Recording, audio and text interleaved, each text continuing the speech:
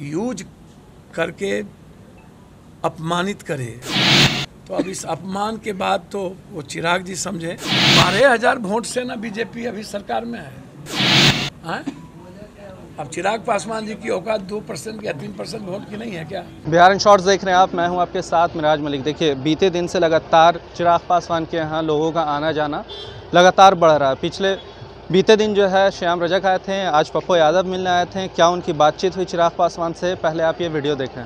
मैंने उस वक्त भी कहा कि मेरा बहुत ही व्यक्तिगत और पारिवारिक रिलेशन रामविलास जी और मेरे रिश्ते बहुत ही पिता और पुत्र वाला रहा।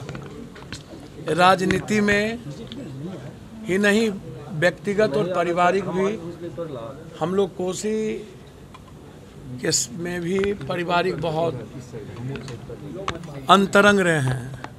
और रामविलास जी के प्रति हमारा जो कर्तव्य है वो पुत्रवत रहा है। चिराग जी जो घटना घटित हुई और जिस तरीके से आप आश्वासन देते रहे और इन्होंने हमेशा उस मूल्यों को मेंटेन किया। कभी भी बीजेपी के खिलाफ, नरेंद्र मोदी जी या अमित शाह जी के खिलाफ कभी इन्होंने बात नहीं कही।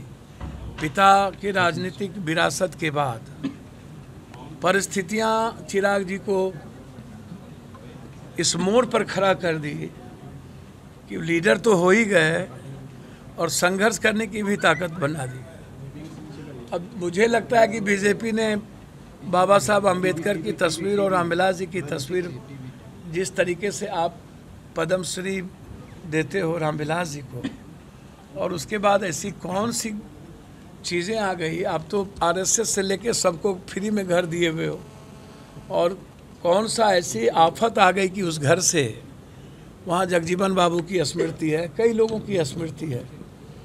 रामविलास जी जैसे शख्सियत, यदि मैं बात करूं बाबा साहब अंबेडकर के बाद जिन्होंने बड़ी मजबूती के साथ काशीराम जी, रामविलास जी जिस तरीके से दलित मूवमेंट को पूरे देश और दुनिया में आगे बढ़ाया, और जब बात आती है समाज के सामाजिक न्याय की, तो उसमें रामविलास जी का जो कमिटमेंट रहा है और समाज के सभी वर्गों के प्रति जो रामविलास जी का रेस्पेक्ट है, वो किसी भी लीडर का आज के डेट में, हर वर्ग धर्म, वो कोई जाति हो, शायद बिहार में इससे बड़ी पर्सनैलिटी कभी हो पाए कि नहीं मुझको नहीं पता, अभी तक नहीं है। और यह घटना बिल्कुल मैं कल्पना भी नहीं कर सका कि इतनी बड़ी घटना हो सकती है और बीजेपी इस तरीके से दुष्टई करे, धुरतई करे, यूज करके अपमानित करे। तो अब इस अपमान के बाद तो वो चिराग जी समझे। मैं इतना समझता हूँ, परिवार और चिराग जी जब भी संकट में होंगे, हम मिलने तो आएंगे ही ना। क्या बीजेपी दलितों का अपमान करती है सर? बीजेपी दलितों के साथ है कब? मायावती को डराया कब है? बाबा साहब अंबेडकर के संविधान को मानते हैं वो, पेरियार को मानते हैं वो, सावित्रीबाई फुले को मानते हैं। किसको मानती है बीजेपी? किसका रेस्पेक्ट करती है? उनके लिए सिवाय गोडसे और सिवाय हेडगेवार उनकी कौन सा आदर्श है? बीजेपी का हमेशा इस्तेमाल करती है।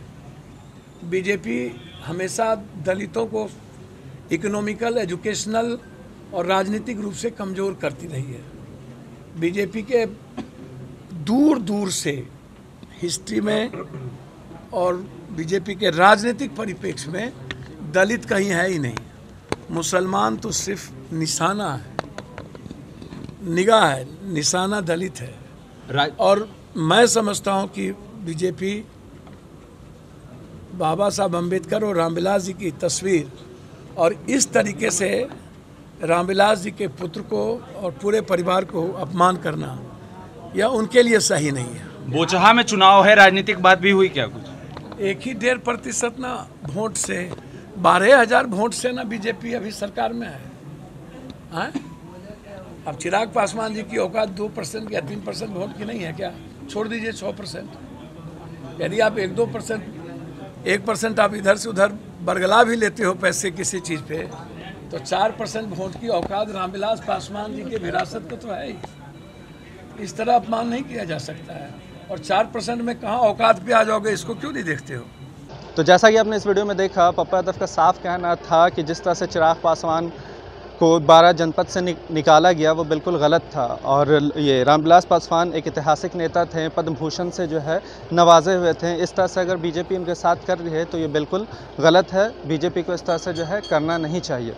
इसी तरह की तमाम बड़ी खबरों के साथ हमारे साथ जुड़े रहें। तब तक के लिए आपका बहुत बहुत धन्यवाद।